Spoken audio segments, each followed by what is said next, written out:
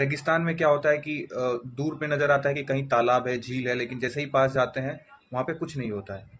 कभी आपने सोचा है कि ऐसा क्यों होता है? Good question. You are a good question. गर्मी के दिनों में जो रेत का तापमान होता है वो काफी ज्यादा होता है, तो रेत के पास जो हवा होती है, मतलब उससे जो सटी हुई ऊपर हवा होती है, वो भी गर्म हो जाती है। और जैसे ही रेत से आप ऊपर की तरफ बढ़ते जाते हो, हवा मतलब एक दूसरे के कंपेरिजन में ठंडी होती जाती है।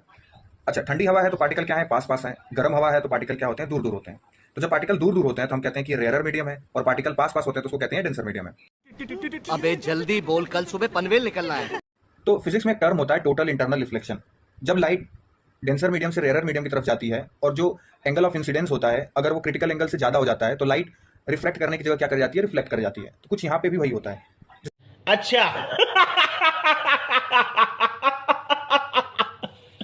जैसे पेड़ है तो पेड़ से एक लाइट निकली, और ऊपर की हवा क्या है, एक तरह से डेंसर है, और नीचे की क्या है, रेयर है। तो डेंसर मीडियम से जब रेयर मीडियम पे जाने की कोशिश करती है, तो एक पॉइंट ऐसा आता है जब इंसिडेंस एंगल ज्यादा हो जाता है क्रिटिकल एंगल से। इस वजह से क्या हो जाता है कि वहां पे वो रिफ्लेक्ट ना करके रिफ्लेक्ट कर जाती है, और वो रिफ्लेक्ट रे हमारी आंखों में पड़ती है। तो हम ह्यूमन माइंड ऐसा सोचता है कि यार वहां से पेड़ की परछाई आ रही है, तो ऑब्वियस सी बात है कैसे तो आएगी नहीं, वहां पानी होगा तभी तो हमें उसकी परछाई दिख रही है। तो हम दिमाग में सोच लेते हैं अच्छा वहां पे तालाब है।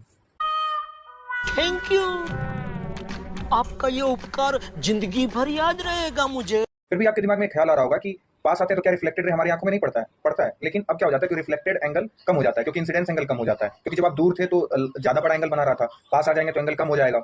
इस वजह से क्या होता है कि वो रिफ्लेक्शन नहीं करता है, वो फिर रिफ्रैक्शन करता है, क्योंकि रिफ्लेक्शन करने के लिए क्रिटिकल एंगल से ज्यादा इंसिडेंस एंगल होना चाहिए, और वो चीज वहां पे फॉलो नहीं हो पाती है।